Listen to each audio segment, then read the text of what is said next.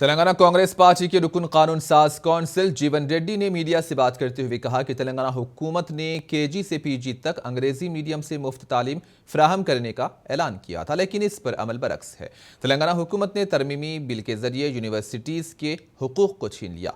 इन्होंने कहा कि इस बिल के जरिए यूनिवर्सिटीज को भर्ती की इजाजत नहीं होगी। हुकूमत इस इक़दाम के जरिए यूनिवर्सिटीज को कमजोर कर रही है, प्राइवेट यूनिवर्सिटीज को फायदा पहुंचाने की कोशिश कर रही है। जीवन रेड्डी ने कहा कि प्राइवेट यूनिवर्सिटीज में 25% रिजर्वेशन है और 75% नशिस्तें दौलतमंद तबके के लोग हासिल करते हैं। इन्होंने कहा कि अलहदा तेलंगाना रियासत में गरीब और पिछड़े हुए तबकात को इंसाफ नहीं मिल रहा है। हुकूमत पैसे वालों को फायदा पहुंचाने की कोशिश कर रही है। तालीम तिजारत बन गई है। जीवन रेड्डी ने तेलंगाना हुकूमत से मुतालबा किया है कि वो जो तालीम को बेचने की कोशिश कर रही है, इसको बंद करें। कल जो बिल लाया गया है, हुकूमत जो है यूनिवर्सिटीज़ों की हक छीन लिए। अब से जो है टीचिंग समझो, नॉन टीचिंग समझो, यूनिवर्सिटीज़ में जो भी रिक्रूटमेंट भर्ती होते हैं ये यूनिवर्सिटी को ताल्लुकात नहीं रहते।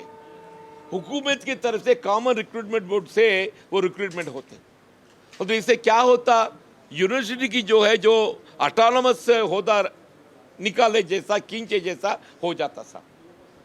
और दूसरी तरफ जो है, एक तरफ तो गवर्नमेंट यूनिवर्सिटीज को कमजोरी कराते हुए, दूसरी तरफ जो है प्राइवेट यूनिवर्सिटीज को मजबूत कर रहे थे। प्राइवेट यूनिवर्सिटीज आप ही बोलते सबको एक ही तरह का पढ़ाई में सहूलत दिलवाना बोल के, दूसरी तरफ बोलते प्राइवेट यूनिवर्सिटी में जो पैसे वाले रहते उनको ही सहूलत मिलते। साहब जो पैसे वाले हैं, जो पढ़ाई जो खरीद ले सकते, उनकी सहूलत मिलती।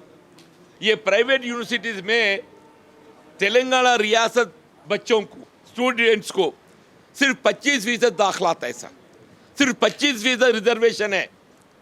बाकी 75% जो है, जो ज़्यादा पैसे बनते हैं उनको ही चाहिए।